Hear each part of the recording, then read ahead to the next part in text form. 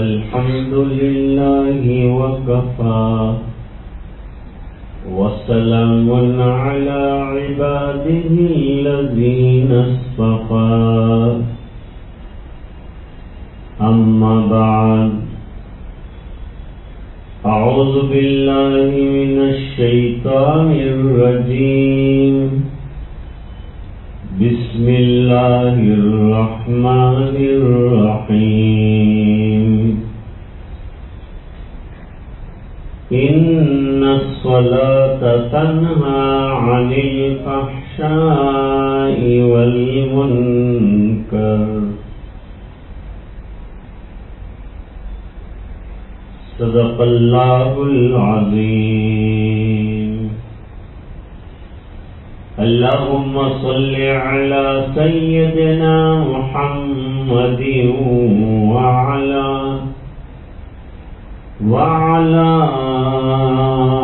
آل سيدنا محمد وبارك وسلم.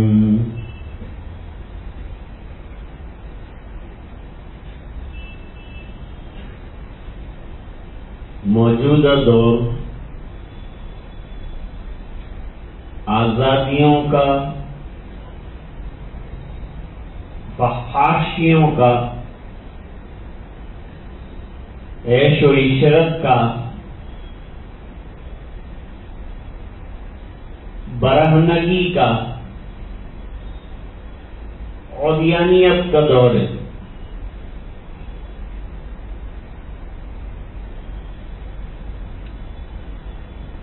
نوجوانوں میں بگاڑ بہت زیادہ ہو چکا.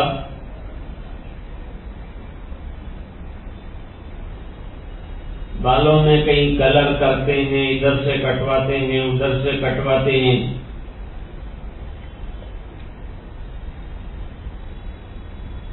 طرح طرح کی اسٹائلیں بنا رہے ہیں.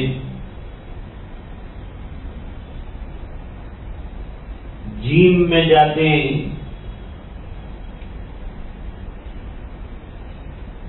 نوجوان کا اپنی صحت کو درست کرنے کے لیے جم میں جانا منع نہیں ہے. لِجَسَدِكَ عَلَيْكَ حق وَلِنَفْسِكَ عَلَيْكَ حق.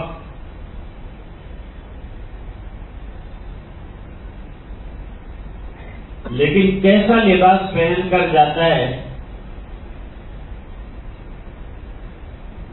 عورتوں کے ساتھ تو جم میں نہیں جاتا، موسیقی کے ساتھ تو جم نہیں کرتا. اور مقصد اللہ کا قرب حاصل کرنا ہے تاکہ طاقت حاصل ہو تو عبادت کرے.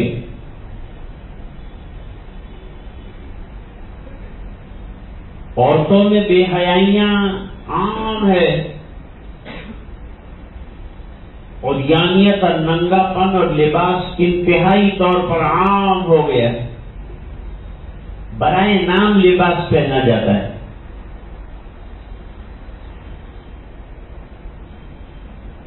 حالانکہ مسلمان عورت کا لباس ایسا ہونا چاہیے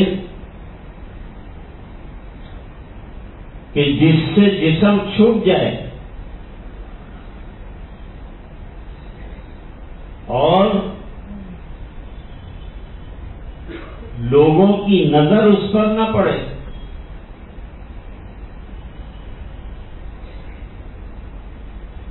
اس وجہ سے عورت کو نماز میں لقمہ دینے کا طریقہ بتایا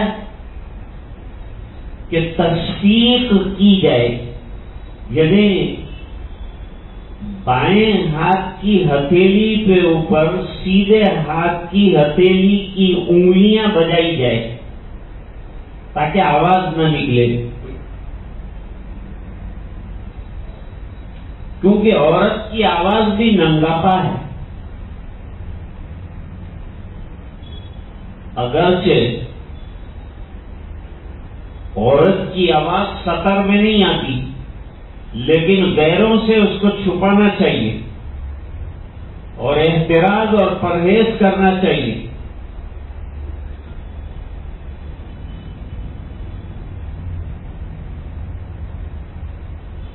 قرآن کریم نے یہ سب بے حیائیاں عریانیت، فحاشی، گناہ، بدکاریاں، یہ تمام چیزوں کو کنٹرول میں لانے کے لیے ایک چھوٹی سی چیز دی ہے، ایک چھوٹی سی عبادت دی ہے جو بہت بڑی ہے. ہم اس پر توجہ نہیں دیتے. وہ عبادت کو ہم نے عام سمجھ لیا، روٹین کی عبادت سمجھ لیا، حالانکہ اس میں پورے سماج کی اصلاح ہے، پوری قوم کی اصلاح ہے، اور اس کو ذکر اکبر قرار دیا ہے، اور اس کو اللہ کی یاد کرنے کا بہترین ذریعہ قرار دیا ہے. اور جتنا آدمی اللہ کو یاد کرے گا گناہوں سے بچے گا، برائیوں سے نکلے گا، نیکیوں کی طرف آئے گا. اور جتنا نیکیوں سے دور ہوگا شیطان کے قریب ہوگا، اور شیطان کا کام ہے فحشا اور منکرات کے اندر انسان کو مبتلا کر دینا.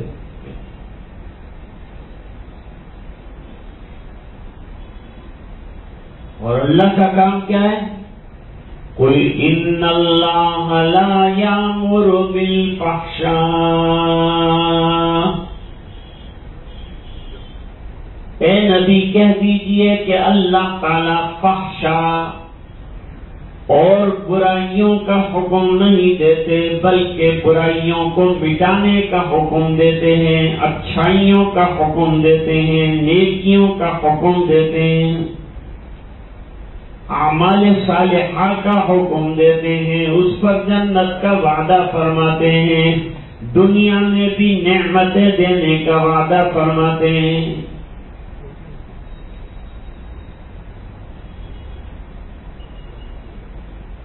ازواج مطہرات نے شکایت کی تھی کہ ہمارا بجٹ بہت کم ہے، بڑھا دیجیے، پیسہ کچھ زیادہ چاہیے، ہم کو خرچہ بڑھ گیا ہے ہمارا، آپ کے پاس مال بھی آ رہا ہے.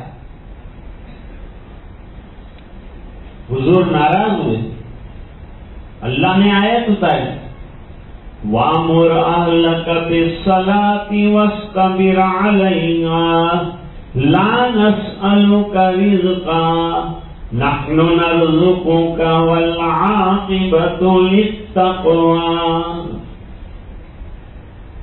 آپ بھی نماز کے اوپر کاربند ہو جائیے اور گھر والوں کو بھی نماز کی پابندی کا حکم کیجیے، اس بنا پر کہ ہم تم سے روزی کموانا نہیں چاہتے، روزی تو ہم دیں گے، تم عبادت میں اضافہ کرو، ہم تمہاری روزی میں اضافہ کریں گے. روزی کے اضافے کا راستہ عبادت بتایا، نماز بتایا. معلوم ہوا نماز کے ذریعے سے روزی میں اضافہ ہوتا ہے، برکت ہوتی.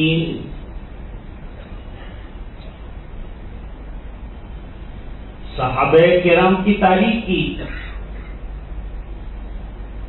رجال لا تلہیہم تجارۃ ولا بیع عن ذکر اللہ وإقام الصلاة وإیتاء الزکاۃ.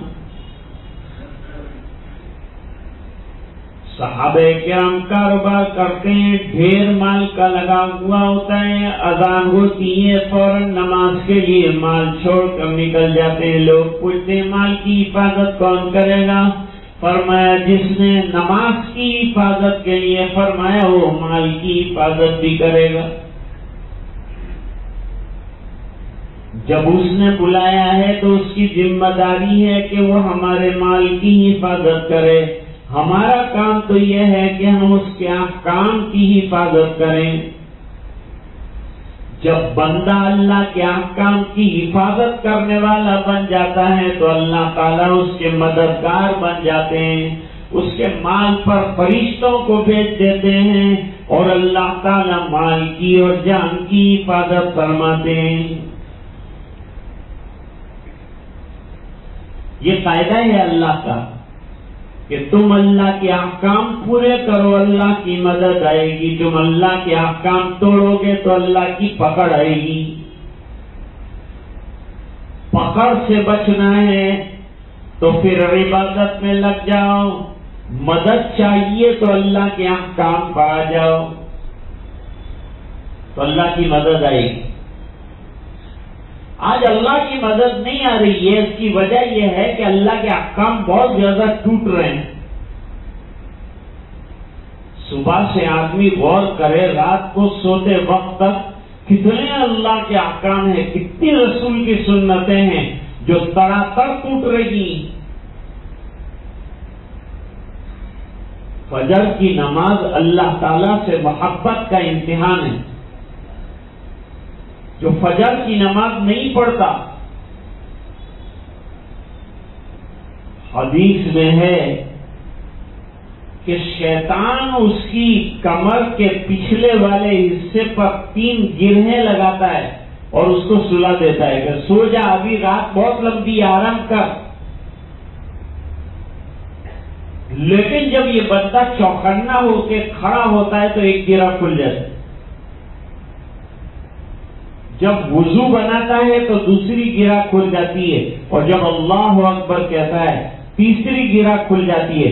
اس کا دل کھل جاتا ہے, اس کا دماغ کھل جاتا ہے, اس کے روزی کے دروازے کھل جاتے ہیں. ایک فجر کی نماز پر اللہ تعالیٰ نے روزی کی برکت کا وعدہ فرمایا ہے, اور جس کی فجر کی نماز آسان ہو گئی اس کے لیے باقی نمازوں کا پڑھنا اللہ تعالیٰ آسان فرما دیتے ہیں.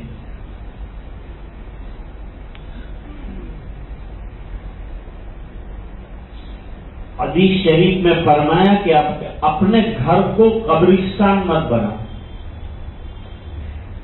یعنی گھروں کے اندر قبریں مت بناؤ. ایک معنی تو یہ ہے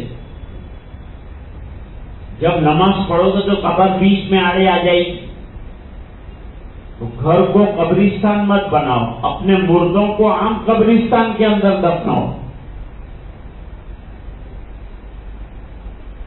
دوسرا حکم یہ بیان کیا اور دوسری علت یہ بیان کی کہ گھروں کے اندر نفلی نمازوں کا نظام بناؤ. جب مکان اچھا بڑا بناؤ تو اس کے اندر جہاں ڈائننگ روم بنایا, جہاں سٹنگ روم بنایا, جہاں ویٹنگ روم بنایا, وہاں عبادت کا ایک روم بھی بناؤ.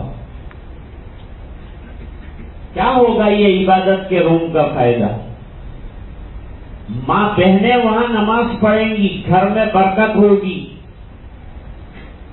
روزی میں برکت ہوگی, کاروبار میں برکت ہوگی, شیاطین بھاگ جائیں گے, برے اثرات ختم ہو جائیں گے, گھر میں نماز کا ماحول بنے گا. اور ضرورت پڑنے پر عورت جو ہے یہ گھر کی مسجد کے اندر اعتکاف کرے گی رمضان کے اندر, تو اعتکاف کا ثواب ملے گا. اور گھر کے مرد بھی فرض اور سنتوں کے علاوہ نفلی نمازیں گھروں کے اندر پڑھیں تاکہ گھر کے اندر برکتوں کا ظہور ہو جائے. آج ہمارے گھر میں برکتیں نہیں ہیں. بہت سے لوگ آ کر اعتراض کرتے ہیں کہ ہمارے گھر میں کوئی برکت نہیں ہے, پیسہ آتا ہے دکھتا نہیں ہے, کہاں چلا جاتا ہے کچھ پتہ نہیں چلتا. آسان راستہ یہ ہے کہ گھر میں 2 کام کرو, گھر میں تلاوت قرآن کریم کرو اور نمازیں پڑھو. آج ہماری خاریاں اور رسوائیاں اور ہماری ذلتیں ختم کرنے کا نہایت آسان راستہ پہلے اختیار کر لو. دوسرا پھر جو لوگ بتاتے ہیں دوسرے راستے اور آئیڈیا وہ تمام جو ہے اس کو اختیار کرو, لیکن 2 چیزوں کو مضبوطی کے ساتھ لے کر چلو. ایک قرآن شمع ہدایت ہے, اس کو ساتھ لے کر چلو. یہ مینار نور ہے, اس کو ساتھ لے کر چلو. اور دوسرے نمبر پر قرآن کریم کے نماز کی پابندی کرو.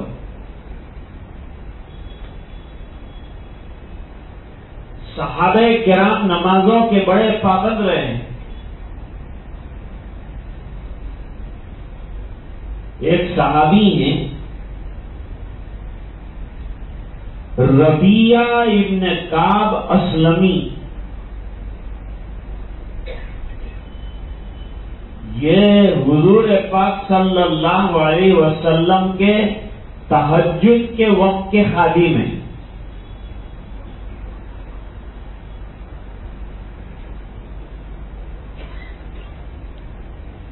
سرکار کے بہت سے خادم تھے. سفر میں حضرت عبداللہ ابن مسعود رضی اللہ تعالیٰ عنہ خدمت انجام دیتے. حضور کا مسواک ہمیشہ ساتھ رکھتے تھے. بھائی منہ کو صاف رکھنا اور منہ کو بدبو سے پاک رکھنا یہ بھی مومن کی صفت ہے. اور مسواک سستا سودا ہے، اس کے اندر خرچہ کچھ نہیں ہے اور اللہ کا نزدیک بن جاتا ہے آدمی. اور حضور کی سنت پر عمل کرنے سے آپ صلی اللہ علیہ وسلم خوش ہوتے ہیں. 70 فائدے مسواک کرنے کے بتلائے ہیں، ان میں سے ایک فائدہ یہ ہے کہ مرنے کے وقت کلمہ نصیب ہو جائے. کتنا سستا سودا ہے. اور مسواک مہنگا بھی نہیں. ٹوتھ پیسٹ تو مہنگا بھی ہے. ٹوتھ پیسٹ الگ لاؤ، ٹوتھ برش الگ لاؤ، یہ اچھا وہ اچھا یہ اچھا، کتنی دماغ پاشی کر کے لاتا ہے، خرچے کرتا ہے. اور مسواک میں کوئی خرچہ نہیں، ہمیشہ جیب میں رہے، ساتھ رہے، سنت ادا ہو جائے، فائدے نصیب ہو جائیں، منہ کی بدبو دور ہو جائے، منہ پاکیزہ ہو جائے، مسجد میں لانے کے جائز بن جائے. کتنی بڑی بات ہے. سب سنتیں ایسی ہیں کہ مشکل کوئی بھی نہیں. عمل کرنا خالی ہمارے لیے ضروری ہے. ایک دفعہ عمل کرنے کا مزاج بن جائے تو اللہ تعالیٰ سنتوں پر عمل کیے بغیر سکون نہیں عطا فرماتا. مزاج بن جاتا ہے آدمی کا کہ میں سنتوں پر عمل کروں.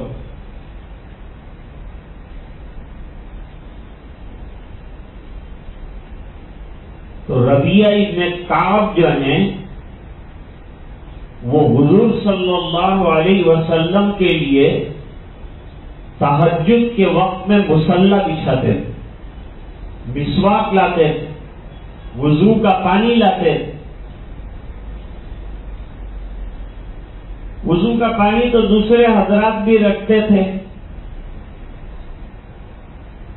ایک مرتبہ حضرت عبداللہ ابن عباس رضی اللہ تعالیٰ وہ چھوٹے ہیں لیکن دیکھو کیا ماحول بنایا ہے حضور نے مدینہ منورہ کا کہ چھوٹے بچے کو حضور کی تہجد کی نماز دیکھنے کا شوق پیدا ہوا. آج ہم کو امام صاحب کی نماز دیکھنے کا کوئی شوق پیدا نہیں ہوتا. پڑھی اور چلے.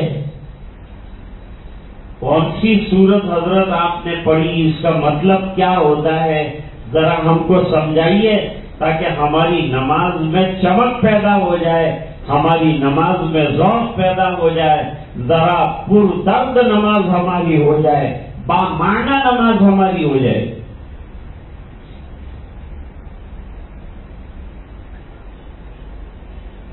ابو ہریرہ رضی اللہ تعالیٰ عنہ سے لوگوں نے کہا آپ بہت حدیثیں بیان کرتے ہیں. تو ابو ہریرہ نے اس سے کہا کہ کل عشاء کو امام نے کیا پڑھا تھا؟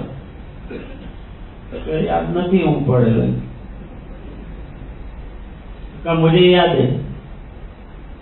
تیرا عالم یہ ہے کہ کل عشاء میں امام نے کیا پڑھا وہ تجھے یاد نہیں، اور مجھے الحمدللہ حضور نے آج سے 50 سال پہلے کیا فرمایا وہ یاد ہے. اور کل امام نے نماز میں کیا پڑھا وہ بھی یاد ہے. توجہ سے نماز پڑھنی چاہیے، نماز میں متوجہ ہونا چاہیے. کیا پڑھ رہے ہیں امام صاحب اس کی طرف توجہ دینی چاہیے. جب آدمی توجہ دے گا تو نماز میں اس کا دل لگے گا. نماز کے اندر دل لگانے کا بہترین راستہ یہ ہے کہ یہ سوچے کہ یہ میری آخری نماز ہے، شاید اس کے بعد مجھے کوئی اور نماز نہ ملے. تو کیسا توجہ سے پڑھے گا؟ ایسی توجہ سے ہر نماز پڑھے. یہ ہے خشوع والی نماز، اور اس پر اللہ تعالیٰ نے کامیابی کا وعدہ فرمایا، اور کامیابی دنیا میں بھی دیں گے اللہ اور آخرت میں بھی دیں گے. آخرت کی کامیابی اصل کامیابی ہے ایمان والے کے لیے. مومن تلاش کرتا ہے کہ آخرت میں کامیاب ہو جائے، لیکن اگر وہ نمازوں کی پابندی کر لیتا ہے، وہ وظائف کی پابندی کر لیتا ہے، تو اس کی برکتوں سے دنیا میں بھی محروم نہیں ہوتا.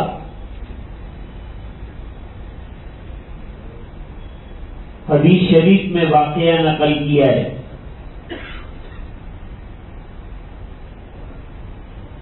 حضور صلی اللہ علیہ وسلم کے پاس غلام آئے 2. تو حضرت علی رضی اللہ تعالیٰ عنہ کو خیال آیا کہ فاطمہ بیچاری گھر کی چکی بھی پیستی ہے، پانی بھی لاتی ہے، سب وقت اس کے اندر خرچ ہو جاتا ہے.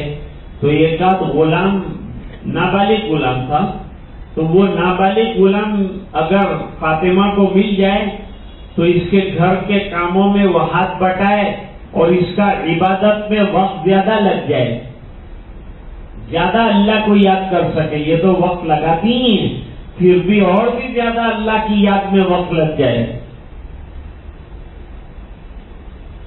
بھیجا حضرت عائشہ رضی اللہ تعالی عنہا کو حضور کے پاس، لیکن آپ مصروف تھے، بات نہیں ہو سکی، واپس چلی آئی.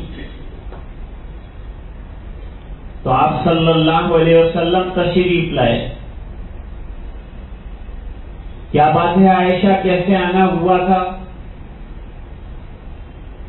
پورا واقعہ ذکر کیا، اپنے ہاتھ بتائے، اپنی گردن بتائی. آپ صلی اللہ علیہ وسلم نے فرمایا کہ وہ غلام مجھے فلان بچے جن کے والد جو ہیں بدر میں شہید ہو گئے ان کو دینا ہے، تو تم کو غلام نہیں دینا ہے. کوئی بات نہیں ابا، غلام نہیں دیتے، کوئی بات نہیں، منظور ہے مجھے، لیکن کچھ تو دیجیے. کا دوں گا، میں تجھے آخرت کے خادم دیتا ہوں. دنیا کے خادم کے بغیر تو دنیا چل جاتی ہے، زندگی گزر جاتی ہے، لیکن آخرت کا خادم مل جائے وہاں بیڑے پار ہو جائیں گے. ایک ایک سبحان اللہ پر اللہ درجہ عطا فرمائیں گے، مرتبے دیں گے، مقام دیں گے. تو آخرت کا خادم دوں تجھے؟ جی ابا دے دیجیے. آج کی لڑکی ہوتی تو ناراض ہوتی کہ وظیفہ تھا وہ آئے پر وظیفہ،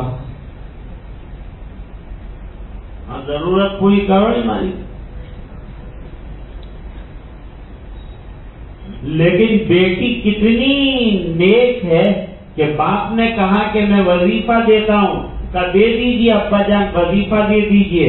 آپ خادم دیتے تو خادم سے راضی، اور آپ وظیفہ دیں تو وظیفے سے راضی، اور آپ کچھ نہ دیں تب بھی راضی. وظیفہ بتایا، اس کو تسبیح فاطمہ کہتے ہیں کہ رات کو سونے سے پہلے سبحان اللہ 33 مرتبہ، الحمدللہ 33 مرتبہ اور اللہ اکبر 34 مرتبہ پڑھ لیا کر. بیٹی جب یہ پڑھ لے گی تو یہ پڑھنے کی وجہ سے اللہ تعالی جنت میں تو تجھے اونچے مقام دے گا، لیکن دنیا میں تیری تکان دور ہو جائے گی. دیکھو دنیا کا بھی فائدہ بتایا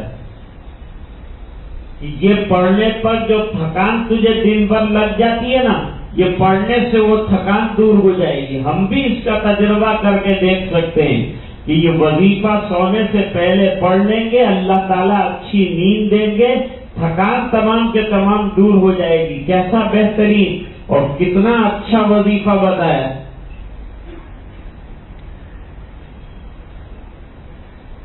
10 سال کی عمر ہے حضرت عبداللہ ابن عباس رضی اللہ تعالیٰ عنہما کی، لیکن مدینے کا ماحول ایسا بنایا ہے سرکار نے کہ 10 سال کا بچہ تہجد پڑھنے کا شوقین.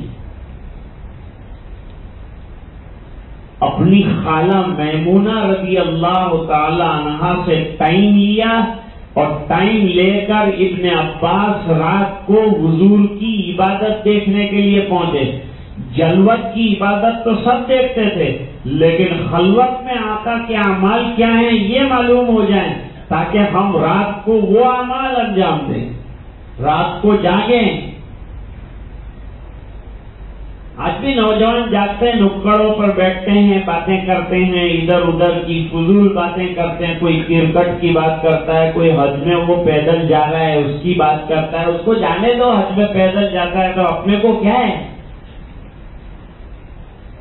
وہ جانا ہوگا تو جاتا ہوگا، اس کو ثواب چاہیے، اجر چاہیے تو جاتا ہے.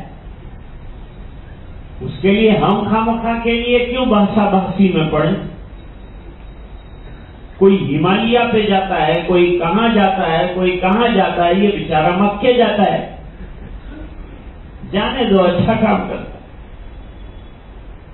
اب اس کے اوپر یہاں فتوے بازی کرنا اور ادھر ادھر کی باتیں کرنا چھوڑو، کوئی فائدہ نہیں ہے اس کا.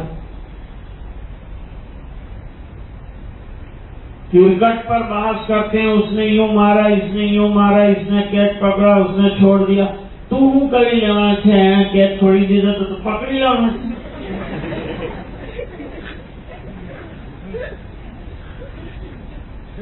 نہیں پکڑی بھی لے تو کہنے ہو لڑ لو ہمارے.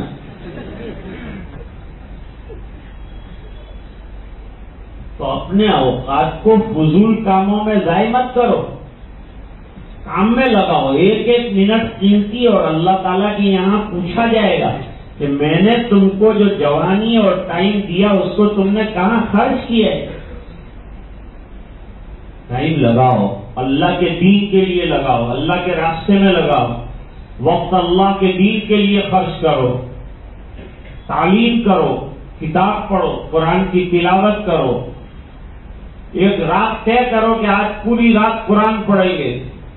ہے ایسے کوئی جوان کہ جو طے کر لیں کہ آج پوری رات تہجد پڑے گا؟ جو سب سے زیادہ تہجد پڑے گا اس کو 1,00,000 روپیہ انعام. ایسے پروگرام بناؤ، مجاہدے والے بناؤ، اللہ کے دین کے لیے محنت کرنے والے بناؤ. ابن عباس گئے، رات جاگے، اور حضور جب استنجا سے فارغ ہوئے تو پانی وضو کا رکھ دیا. حضور نے کہا کس نے یہ پانی رکھا؟ تو وہ ننھے ابن عباس نے اتنے چھوٹی عمر میں اتنا ادب. ارے مدینے میں رہے گا نہیں تو ادب نہیں آئے گا تو کیا آئے گا؟ مدینہ ادب کی بستی ہے، بچوں میں بھی ادب اور بڑوں میں بھی ادب. بڑے بھی جانتے ہیں ادب کس کو کہتے ہیں، اور چھوٹا بھی جانتا ہے کہ ادب یہ ہے کہ ابھی استنجا سے فارغ ہوں گے تو وضو کی ضرورت پڑے گی، لہذا پانی رکھا جائے. لو ادب کرنے پر دعا مل گئی. اللہ والوں کا ادب کرنے پر دعائیں ملتی ہیں، اور دعا سے دنیا اور آخرت کے بیڑے پار ہوتے ہیں. حضور نے دعا فرمایا اللہ اس کو کتاب کا علم عطا فرما، اس کو حکمت کا علم عطا فرما. اللہ تعالیٰ نے ابن عباس کو قرآن کا بہت بڑا محقق اور مفسر بنایا. پھر انہوں نے نماز کا طریقہ سیکھا،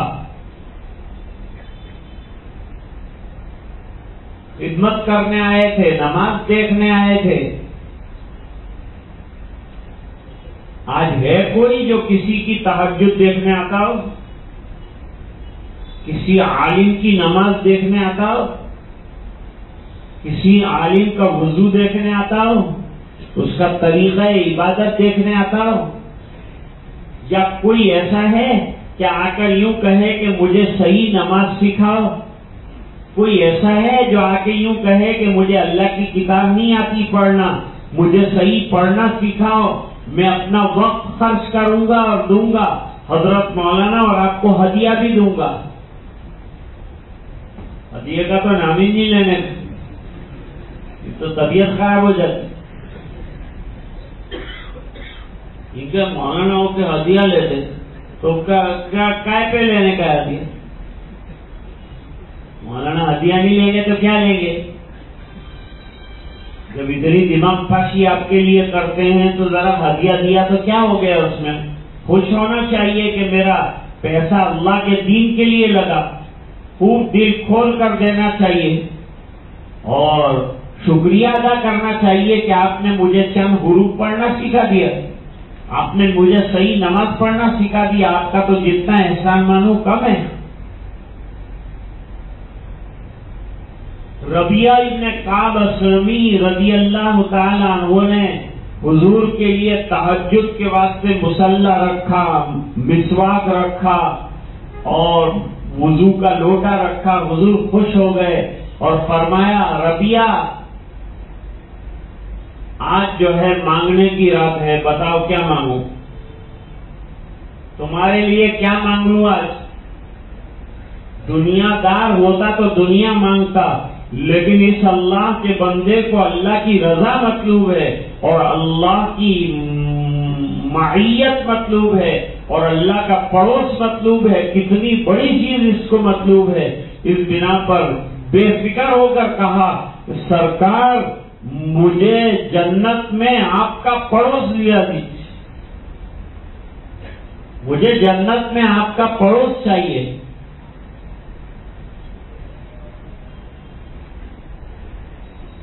یہ نہیں کہا کہ امریکہ کے اندر مجھے نوکری اور جاب چاہیے، اور یہ بھی نہیں کہا کہ کینیڈا کا ویزا دلوا دیجیے۔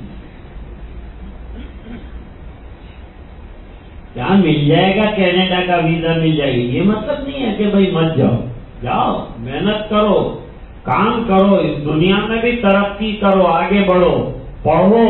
اسلام کسی کو پڑھنے سے، ترقی کرنے سے، ایڈوانس نالج لینے سے منع نہیں کرتا۔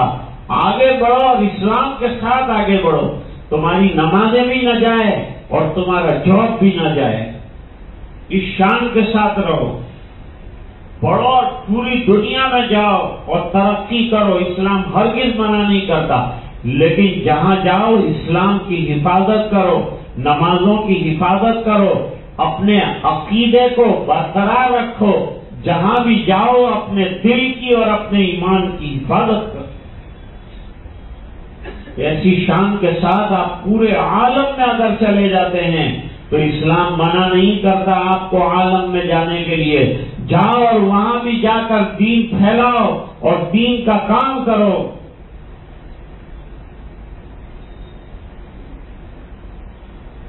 حضور پاک صلی اللہ علیہ وسلم نے فرمایا کچھ اور مانگو، تم نے بڑی چیز مانگی۔ لیکن ربیعہ ابن کعب ضد پر رہے، انہوں نے کہا مجھے تو یہی چاہیے، یہی چاہیے، آپ کا پڑوس چاہیے، اس کے علاوہ کچھ نہیں چاہیے۔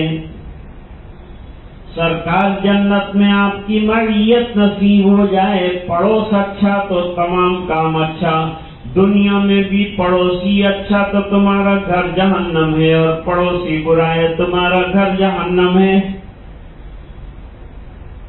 اس لیے پڑوسیوں کے بڑے حقوق بیان فرمائے نبی کریم صلی اللہ علیہ وسلم نے کہ شوربہ بھی بناؤ تو پانی زیادہ کر دو تاکہ ایک پیالہ اپنے پڑوسی کو بھی دے سکو، آپس میں محبتیں پیدا ہو جائے پڑوسیوں کے ساتھ۔ اور جبریل علیہ السلام نے پڑوسیوں کے بارے میں اتنی تلقین فرمائی کہ جبریل علیہ السلام کی تلقین سے سرکار یہ سمجھے کہ پڑوسی کو میراث میں حقدار بنا دیں گے۔ پڑوسی کا اتنا بڑا حق ہے۔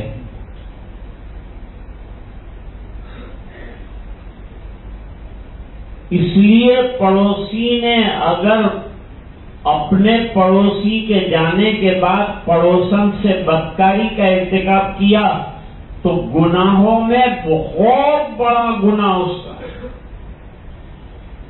اللہ کے ساتھ شریک کرنا بڑا گناہ ہے، اور اس کے بعد پڑوسن کے ساتھ بدکاری کرنا، کیونکہ پڑوسی گیا تو تم پر بھروسہ کر کے گیا ہے کہ یہ میری بیوی کی نگہداشت کرے گا، حفاظت کرے گا، اور اس میں خیانت کر دی تو یہ بہت بڑا گناہ گار ہے۔ ربیعہ ابن کعب اسلمی رضی اللہ تعالیٰ عنہ نہ مانے اور فرمایا نہیں مجھے پڑوسی چاہیے آپ کا، تو پھر حضور پاک صلی اللہ علیہ وسلم نے فرمایا اس کا آسان راستہ اور آسان طریقہ یہ ہے کہ مدد کرو میری نوافل کے ذریعے سے. یہ نہیں کہا کہ ہاں تم کو پڑوس مل جائے گا، یوں کہا میں اللہ سے درخواست کروں گا کہ تمہیں میرا پڑوس نصیب ہو، لیکن تم کو پڑوس حاصل کرنے کے لیے نمازوں کے ذریعے سے محنت کرنی پڑے گی. معلوم ہوا نمازیں اللہ کا پڑوس عطا فرماتی ہیں، نمازیں اللہ کے رسول کی معیت نصیب فرماتی ہے، نماز اللہ کے رسول کی رضا نصیب فرماتی ہے. نماز جو ہے اللہ تعالی کی طرف سے ملنے والی روزی میں برکت عطا فرماتی. حدیث پاک میں فرمایا جو پنجگانہ نمازیں با جماعت ادا کرتا ہے اسے مسلمان ہونے کی گواہی دو اور اسے یہ بشارت دو کہ اس کے دائیں ہاتھ میں اعمال نامہ دیا جائے گا، اس کی روزی کے اندر اللہ تعالی برکت دے دیں گے اور اللہ تعالی بے حساب جنت کے اندر داخلہ عطا فرمائیں گے اور اللہ تعالیٰ اس کی قبر کو تا حد نظر وسیع فرما دیں گے. کتنی برکتیں نماز کے اندر اللہ تعالیٰ نے رکھی ہے. میں نے جو آیت آپ کے سامنے پڑھی ہے، آج دنیا میں جو ایک وبال مچا ہوا ہے ننگے پن کا، عریانیت کا، حیوانیت کا، اس کا بہترین علاج ایک ہی لکیر کے اندر بیان فرمایا قرآن کریم نے. اللہ تعالیٰ فرماتے ہیں ان الصلاۃ تنہی عن الفحشاء والمنکر، اگر نماز پابندی کے ساتھ بجا لائی جائے تو یہ تمہیں فحشا یعنی کھلم کھلا بے حیائی کے کاموں سے روکتا ہے اور برے کاموں سے بچاتا ہے. جب نماز زندگیوں کے اندر آ جائے گی تو برائیاں آہستہ آہستہ ختم ہو جائیں گی، اچھائیاں آ جائے گی. اس بنا پر نماز اللہ کا بہترین ذکر ہے. اللہ تعالیٰ فرماتے ہیں وَأَقِمِ الصَّلَاةَ لِذِكْرِي، میری یاد کے لیے نماز قائم کرو. فرماتے وَلَذِكْرُ اللَّهِ أَكْبَرُ، نماز یہ اللہ کا بہت بڑا ذکر ہے. اس بنا پر آج اگر سروے کیا جائے تو سب سے بڑی کمی اگر عبادات میں نظر آتی ہے تو ہمیں نماز میں نظر آتی ہے. صبح میں ہمارا سروے کیا جائے کتنے کم لوگ نماز میں آتے ہیں، عشاء میں سروے کیا جائے کتنے کم لوگ نماز میں آتے ہیں. اگر 100% ہم نماز میں آنے والے بن جائیں تو اللہ تعالی ہمارے مسائل کا حل فرمانے کا وعدہ فرماتے ہیں. تم میرے بن جاؤ میں تمہارے مسائل کو حل کر دوں گا.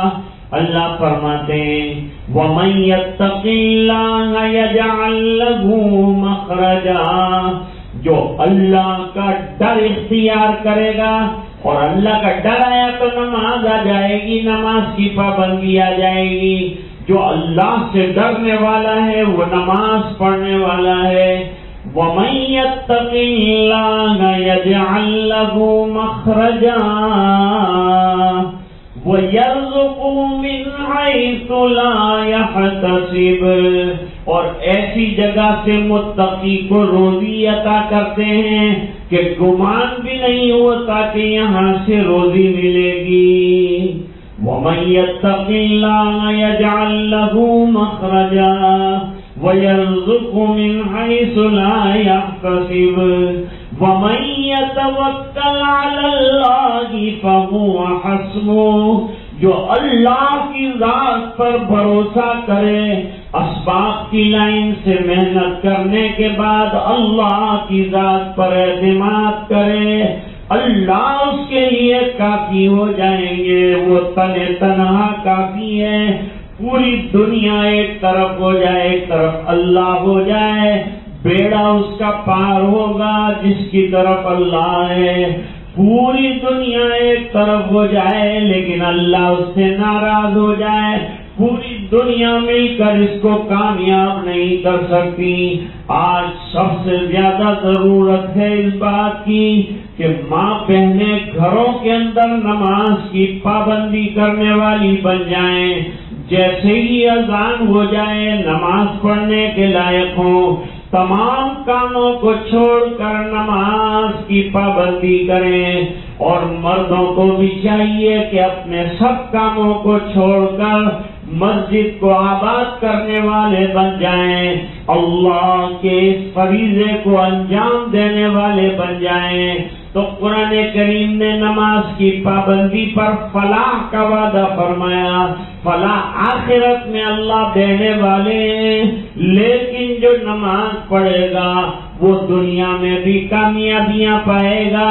اللہ تعالیٰ اپنے فضل سے اسے نوازیں گے.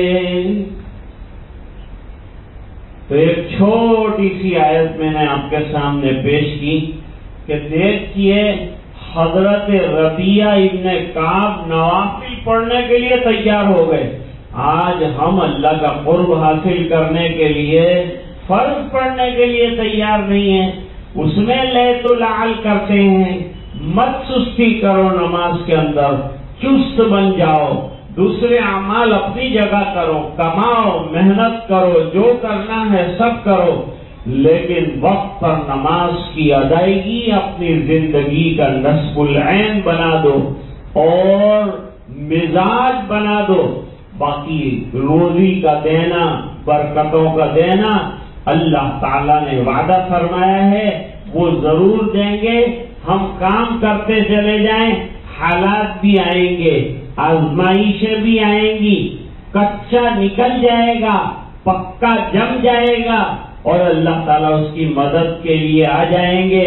اللہ تعالیٰ اپنی مدد سے مالا مال فرمائے، نمازوں کا پابند بنائے، تلاوت قرآن کا شیدائی بنائے، اور ہمارے گھروں کو نماز کے ذریعے سے آراستہ فرمائے. ہماری پیشانیوں کو سجدے کے ذریعے سے اللہ تعالیٰ آباد فرمائے. وآخر دعوانا ان الحمد للہ رب العالمین. اصرار ہے بابو بھائی کا کہ ذکر بھی کروایا جائے.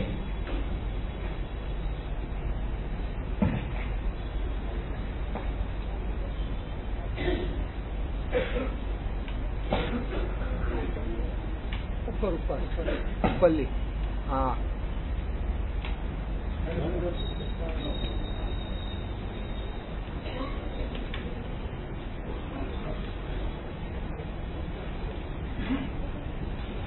لا الہ الا اللہ کا ذکر کریں گے اور پھر 2 منٹ کے لیے مراقبہ کیا جائے گا.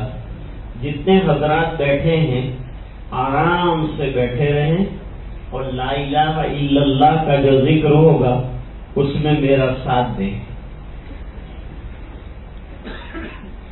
تیرے سوا معبود حقیقی کوئی نہیں ہے، کوئی نہیں. تیرے سوا مسجود حقیقی کوئی نہیں ہے، کوئی نہیں. تیرے سوا مشہود حقیقی کوئی نہیں ہے، کوئی نہیں. اب تو رہے بس دادا میں آخر ورد زبان میرے الہ. لا الہ الا اللہ، لا الہ الا اللہ، لا الہ الا اللہ، لا الہ الا اللہ، لا الہ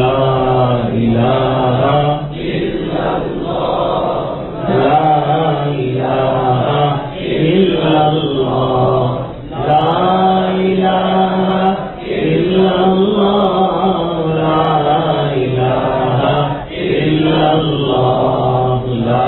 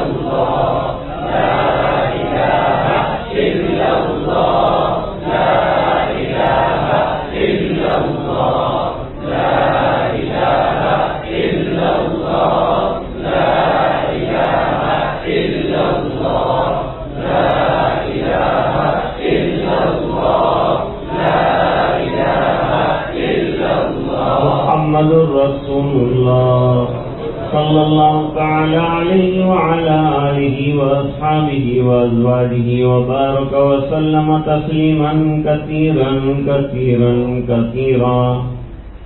مراقبہ کریں گے۔ مراقبہ اللہ کی رحمت کے انتظار میں، اللہ کے دھیان میں بیٹھنے کا نام ہے۔ ہم لوگ جیسے دکان پر کسی گراہک کے انتظار میں بیٹھتے ہیں، یہاں اللہ کے گھر میں اللہ کی رحمت کے انتظار میں بیٹھنا ہے۔ آنکھیں بند ہو، جسم میں نقل و حرکت نہ ہو، سر کو دل کی طرف ذرا سا جھکایا جائے، تصور کیا جائے اللہ کی رحمت برس رہی ہے، دل میں سما رہی ہے، دل اللہ اللہ اللہ کر رہا ہے۔ یہ لگاتار تصور کا نام ہی مراقبہ ہے۔ اللہ کی رحمت برس رہی ہے، دل میں سما رہی ہے، دل کہہ رہا ہے اللہ اللہ اللہ۔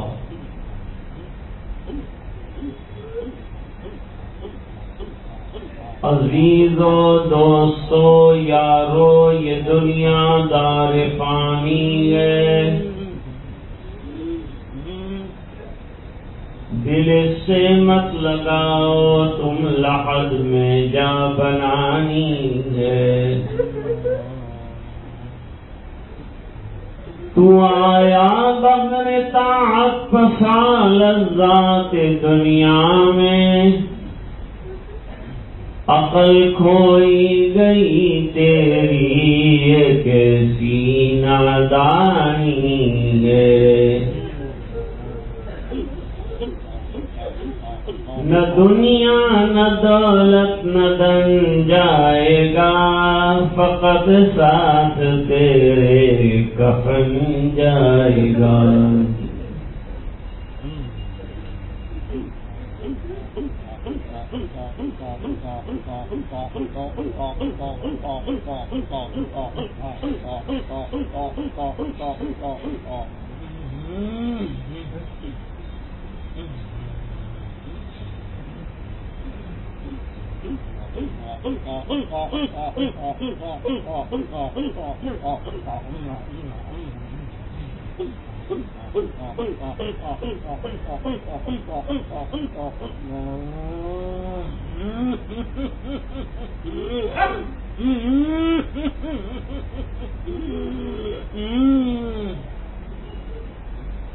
لا الہ الا اللہ محمد الرسول اللہ صلی اللہ علیہ وسلم۔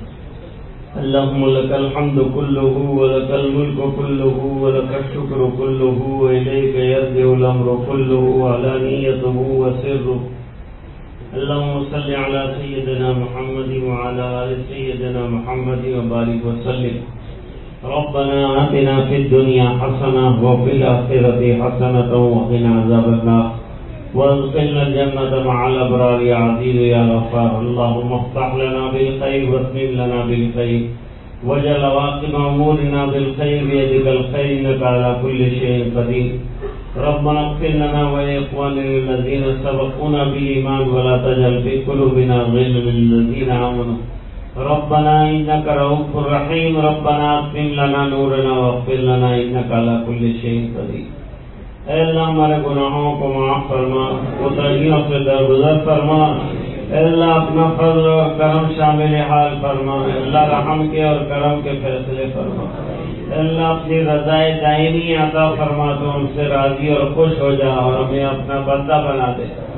اے الہ العالمین، گناہوں کی نفرت ہمارے دلوں میں جاگزین فرما، نیکیوں کا ذوق شوق عطا فرما، شیطانی مکر و فریب سے ہماری حفاظت فرما، روحانی جسمانی امراض سے شفاء کاملہ عطا فرما۔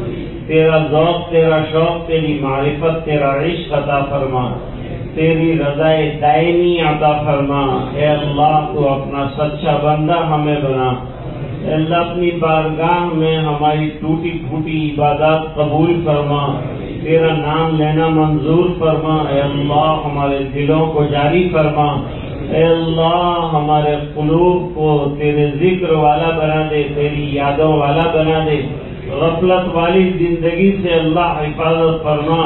اے اللہ مرتے مرتے تیرا نام لینے والا بنا، کرتے کرتے زندگی گزارنے والا بنا۔ اے الہ العالمین، معصیات سے حفاظت فرما، نیکیوں کا ذوق شوق عطا فرما۔ حضور پاک صلی اللہ علیہ وسلم کی اتباع زندگی کے ہر شعبے میں نصیب فرما۔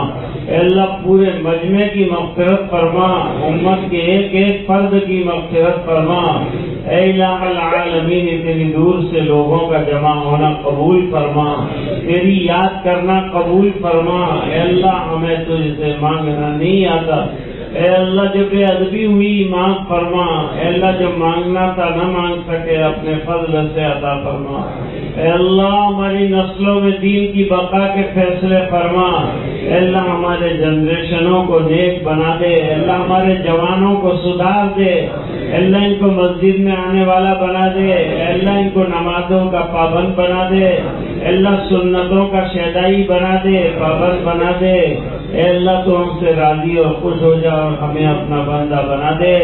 اے الہ العالمین جو پریشان ہیں ان کی پریشانیاں دور فرما، جو قرضوں میں ڈوبے ہیں غیر سے قرضوں کے پورا ہونے کی سبیل پیدا فرما، پورے مجمع کی مغفرت فرما، ماں بہنوں کی مغفرت فرما، انہیں بھی نماز کی توفیق عطا فرما، پردے برقعے کی توفیق عطا فرما، دین کا سچا لحاظ نصیب فرما۔ اے اللہ یہ دعائیں اپنے فضل و کرم سے قبول فرما برحمتک یا ارحم الراحمین۔ السلام علیکم ورحمۃ اللہ وبرکاتہ۔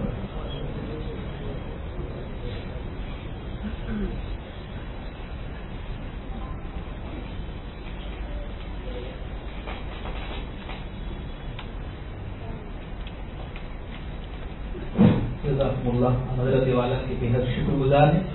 حضرت نے باوجود درس تدریس کی مشغولی کے حضرت نے وقت دیا، جزاکم اللہ۔